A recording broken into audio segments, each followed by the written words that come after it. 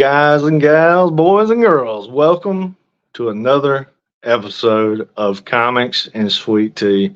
Thank you so much for joining us tonight. Looks, I'm recording in the day actually, but when you're watching this show, it'll be nighttime. So anyway, hope you guys had a great day.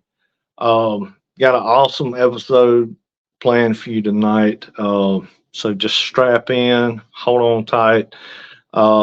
A guy that I've been following for a long time, awesome individual, love his work.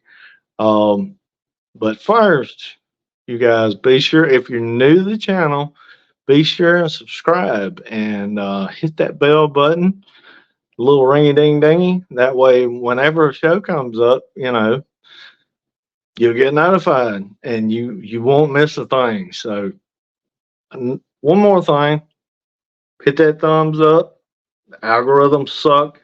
If you're in the art community and you're on social media, algorithms are a pain in the ass. So help us with that. Hit that like, leave a comment, join the conversation. I love to hear what you guys think. There's and go back and watch past episodes. There's so much useful knowledge that from all these incredible creators. If you're planning on doing a book or doing a Kickstarter or writing a novel, I mean, we got all kind of things. Go back and watch some of the past episodes and pick up some tips from the pros or semi-pros, whatever you want to call us. Hell, we're making books. That's the main thing. So I'm going to quit rambling. Without further ado, the one, the only creator of Nuke Rooster, Jevin Loop. Hey, Jevin, awesome to have you on, man. We've been trying to do this for a little while now, and either you're busy or I'm busy. yep. Such as it goes with an indie creator and indie artist, there's always something to do. So, and I know you've been busy. Tell us, I know you haven't been long finished up your Nuke Rooster 1 and 2 Kickstarter. Now you got Nuke Rooster 3 coming down the pike. Let's jump into that, man. Tell these guys about Nuke Rooster. Nuke Rooster is a comic book about a superhero space chicken. It's a goofy, fun time. Lots of bird puns and dreams. Clutch is full of dreams, man. Not a whole lot. It's energetic. It's silly. It's very, very much supposed to have the feel of a Saturday morning cartoon. Awesome, dude. And I tell you what, Saturday morning cartoons are a lost thing that should have never went away because now we got them 24/7. And I mean, we're spoilt, really. You can hop on Netflix, you can hop on any of the streamers and watch till your eyeballs bleed. And back in the day when we were coming up, you had to wait all week to be able to enjoy Saturday morning cartoons. I remember when I was a kid, it wasn't till I got on up in age that you actually have some cartoons on the weekdays in the afternoons. Before then, it was just Saturday morning, man, and they would start at like 6 o'clock in the morning and go till 12 o'clock in the afternoon. And I mean, you got up, you counted down the days till Saturday morning. But I tell you, I miss those times. The kids nowadays, they don't know how good they actually have it. They really don't. I'm just spoiled. They don't know how good they got it. We had to wait all week. School and all that bullshit. But hey, you always had Saturday morning to look forward to. Kind of restart everything. Man, I'd get one of those big Tupperware bowls, and I would put like a half a box of cereal in that son gun and like a half gallon of milk, and I would sit there and eat cereal and watch Saturday morning cartoons. It'd take me about an hour to eat all that cereal. It's just so many good memories. Oh yeah. when I was growing up, we didn't really have like cable or satellite out here, so I'd every few weekends I'd go spend the weekend at my grandma's place, and she let me. She used to spoil me, Yeah. so I'd go over, wake up, like I said, cereal with them cartoons. Uh, at night, watch more cartoons with ice cream. Oh yeah. Hell yeah, man. And I tell you, that's one thing I never grew out of. Like for a snack, a lot of people will eat ice cream or something like that. A late night snack for me, I might grab a bowl of Crunch Berries. I mean, to this day, I keep a box of Crunch Berries in the cabinet, ready to go, just in case, I need that little midnight snack or whatever. Just in Late, case. yeah, just in case, do some late night drawing. I might be up late and old stomach get to growling. I'm like, well, I need something kind of quick. I'll just go grab me a quick bowl and then get back to the table. Gotta have that creation fuel. That's right, man. Speaking of creation fuel, what kind of led to the creation of Nuke Rooster? Where did Nuke come from? So, a while back when before I was even on or no, probably when I was just learning how to use Instagram, and I was like, all right, well, I got to start making comic pages, because at the time I just thought, oh, I'll draw pictures until I get hired by a comic company. Yeah. And then on Instagram, you start realizing, oh, people are just doing this, so I guess I'm better off to it. And I was just drawing first ideas that came into my head. I was working on a comic, and I was like, oh, it'd be funny if he meets like this hippy dippy chicken guy out in the middle of space somewhere, just sitting on an asteroid. And I drew him out, posted it, and that got way more attention than the initial character got. So people were like, oh, I want to see more of this guy. So I really just kind of ran with Nuke Rooster instead. Right, right. You seen there was a want for that product, and you said, Yep. well, hell, might as well. Yep.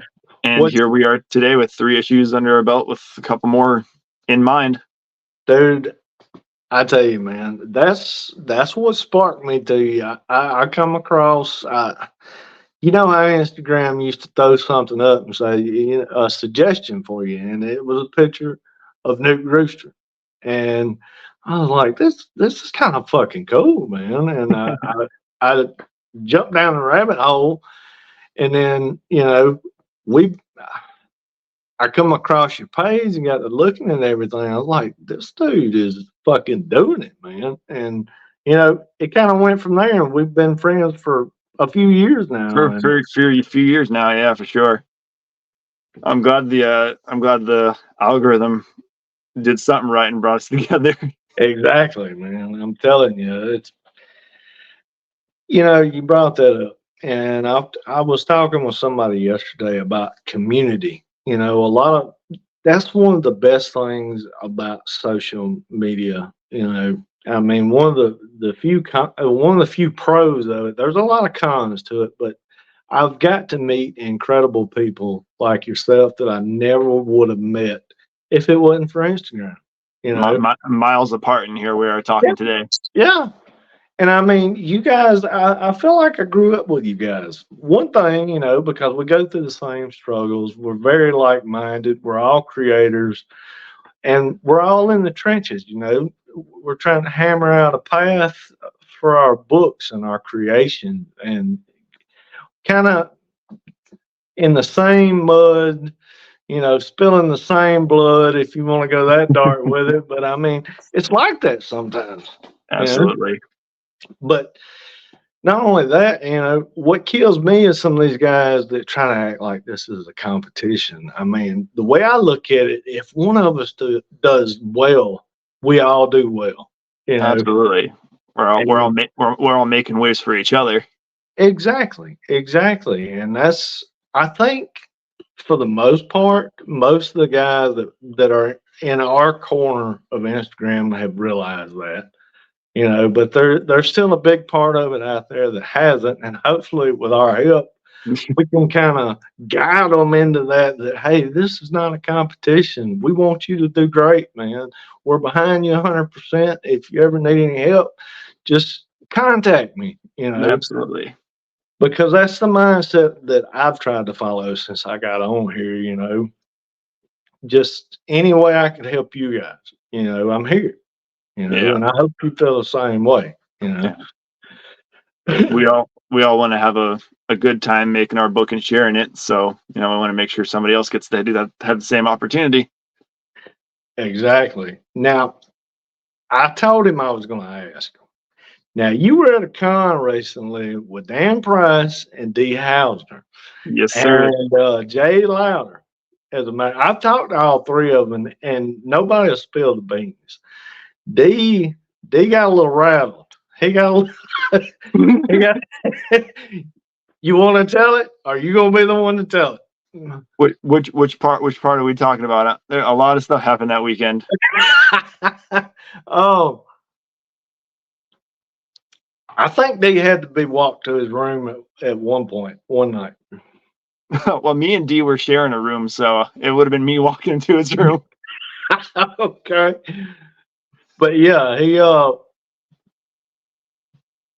I don't know exactly what happened. I'm hoping you would spill the beans. All I can say is there was something called the Big Chief involved. Okay, gotcha. I've heard about Big Chief. Yeah. That's Dan's area of expertise there. I do not personally partake, but I was hanging around while everybody was partying. So.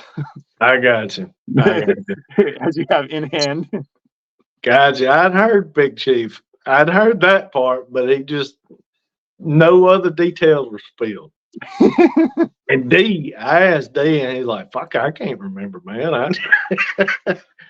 I remember him saying or mentioning something about like it was something that's a little harder than he's used to.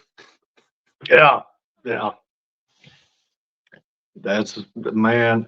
I can't wait to do a con with you guys. I really Absolutely, can't. Man. I'm looking at doing another one in I think late June. It'll be actually Mississippi Con. It'll be the one in Jackson, Mississippi. I did New Orleans back in January. I was hoping to hit North Carolina, but I mean, hell, it's right there at Father's Day, and I got to be home with my kids and my grandkids for that. So I'll have to skip that one. Yeah, I'm hoping to be up there in North Carolina. I haven't come across any of the applications yet, but I'm hoping to be there. I got you. I tell you what, are you gonna have you hit Frog Boy up? John Bergen. John Bergen, yeah, you follow him, don't you? Oh yeah, he was my introduction into indie comics. No shit. The first indie comic I ever saw and bought. Oh wow, John is freaking awesome. I've actually had him on the show, man. It's nice. Whenever you get time, go back and watch the Frog Boy episode. I definitely will. I had John on, and John's an incredible individual. He really is, just an absolute sweetheart of a dude, man. So he seems that way from his Instagram page. He seems like a sweet guy. If you get to meet him, be sure and tell him Jerry said hey. I was hoping to get to meet him this year, but didn't work out. Yeah. But I know we'll cross paths eventually. We still got a couple of years ahead of us, right? I hope so. Shit, I hope. I mean, I'm getting older, but I'm not that old yet. Not yet. No. We still got a couple more years and a lot more pages in us. Oh, God, yeah. Speaking of pages,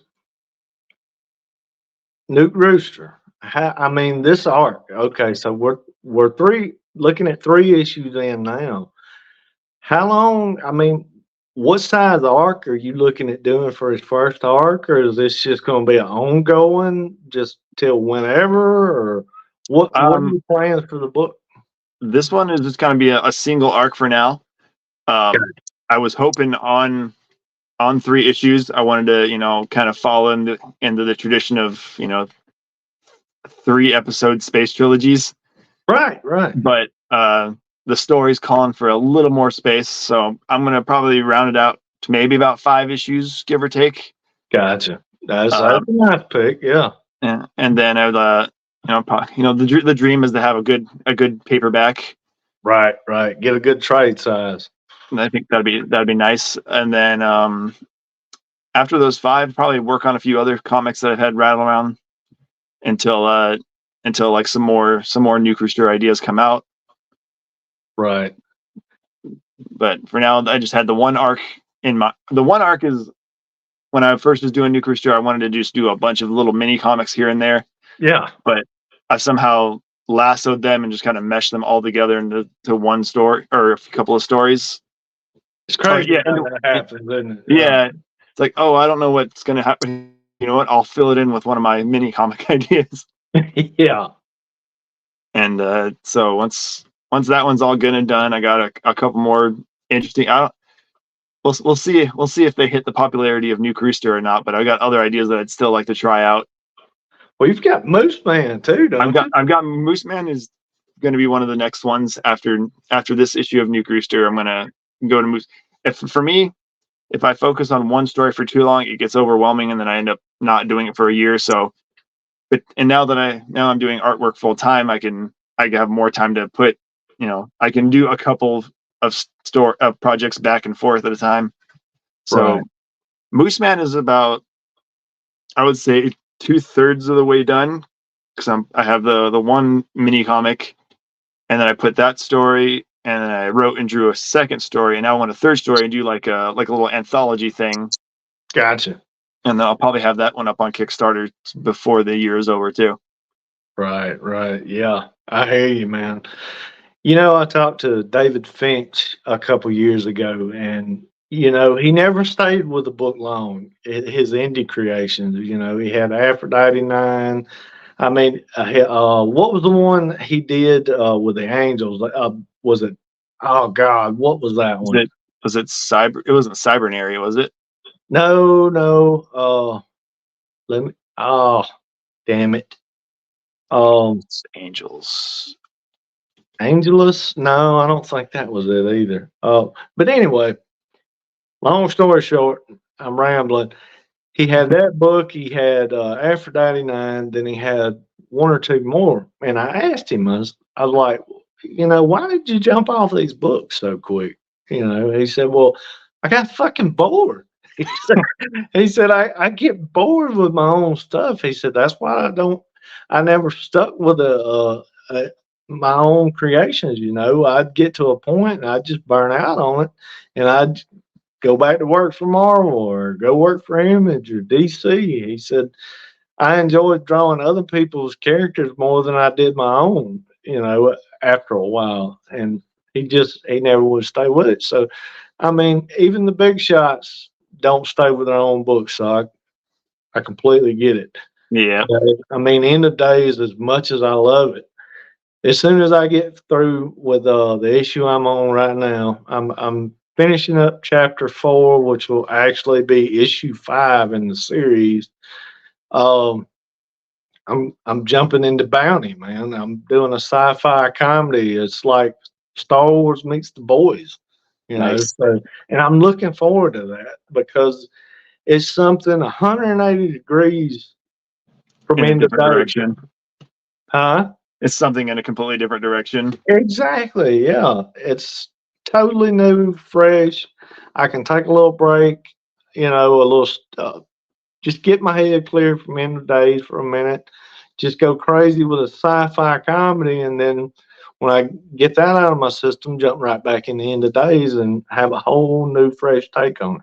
Absolutely. Just taking a break goes a long way. Like for me, even with like drawing a Nuke Rooster comic, I get tired of drawing a chicken head so many times.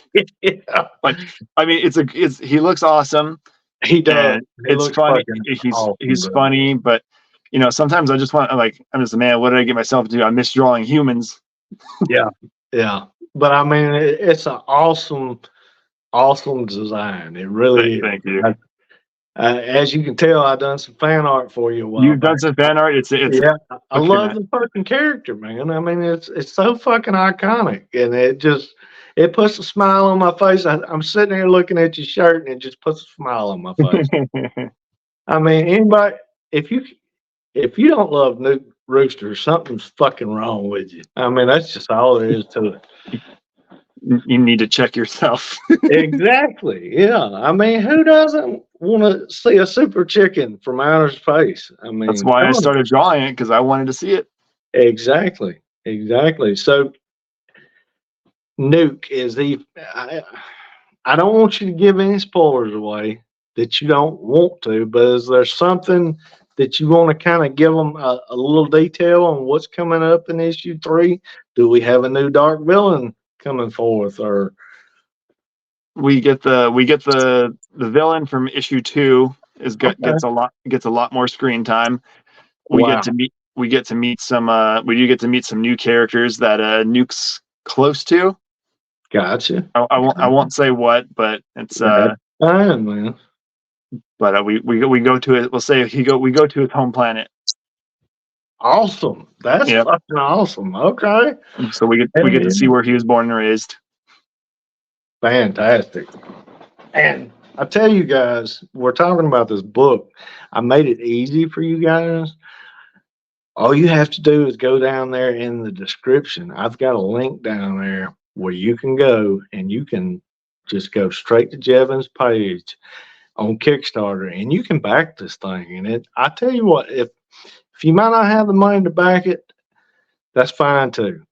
What is just absolutely outstanding that you can do, you can share the link on all your social medias, and just tell people about Jevin. Help get the word out there. That's priceless in itself, because we don't have all these ad companies and stuff behind us. All we've got is you guys to help us get the word out. But I made it easy. Jump down there, hit the link, go straight to the Nuke Rooster page and back it today. You'll be glad you did, I promise.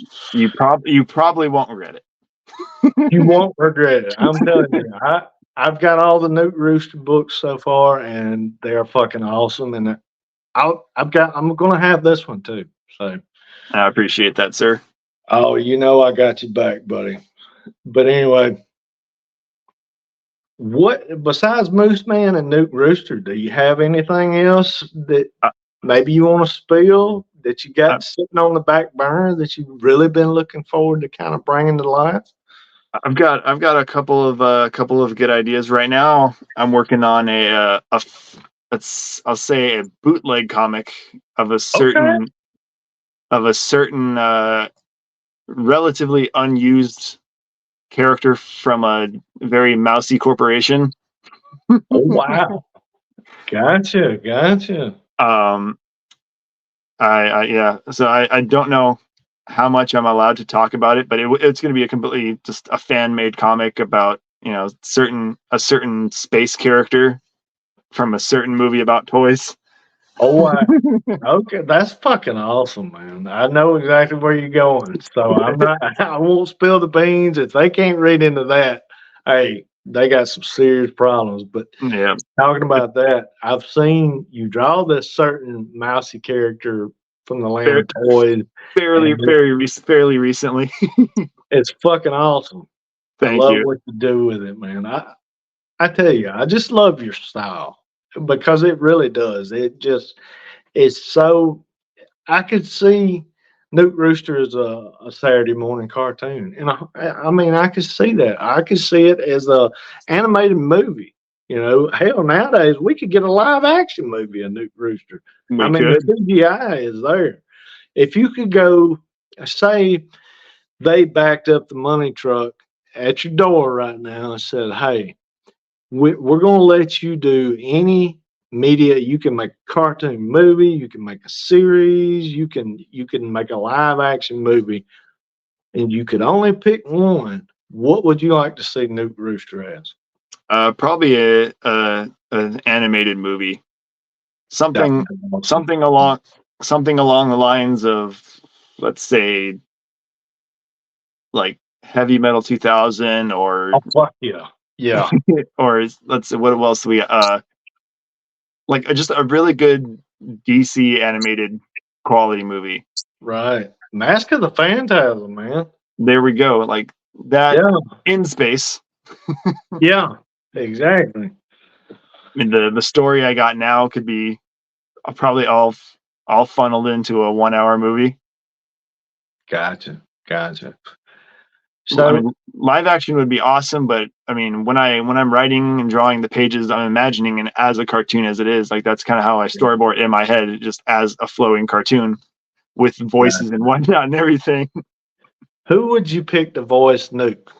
Oh, man. I've gone over this hundreds of times. I've come up with character or actors, and I've oh no, that person's not doing good. I don't want them to voice any. Yeah.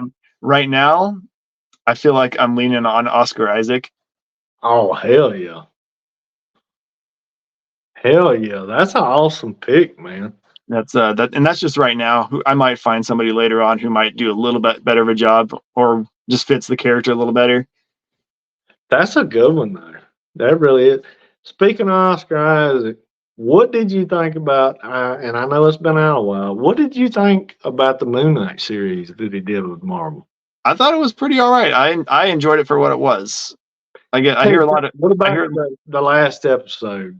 It was thumbs down, thumbs up for you. It was. I mean, I'm somewhere in between because, Huh? I mean, That's kind of where I was at with it too. Yeah. I didn't hate it. It left it open for another season, which we may or may not get. We'll find out. I tell you, man, Disney's so in flux right now. And Marvel, period. I mean, they've had a couple things that kind of didn't go exactly as they planned, but I think Deadpool and Wolverine are right the ship. I see that making $1 billion easy. I hope that just paves the way for more X-Men content because that's Oh, you know what's coming. that's all I You know want. what's coming. I'm tired of the Avengers. Yeah. Anybody else who just shoehorned it in there, but the X-Men is what's always going to be on my mind first. Oh God, yeah. What was your favorite creator run? Like most people go to Claremont, but I mean you had Claremont and Byrne, you had Claremont and Jim Lee, you had Claremont and Cochran, you had I mean there's been so many through the years. What was your favorite run? You can even go with a more modern run. I mean you had the guy that did Powers of X and House of X, he done an awesome job with it too. He had a really and brought in the Crocaean era, which is about to wrap up. I Oh mean, yeah, I haven't been following. I haven't been following any like current X-Men stuff. yeah, don't feel But bad on that neither. yeah, but for me, Claremont and Lee were Claremont and Jim Lee were some of the ones that made me want to start doing comics in the first place. Right. When I a couple of years ago when I was in my early 20s, I was drawing, but I wasn't specifically doing comic books. Went to like a Dollar Tree, and they had like 2 comic packs, Oh wow. and one was the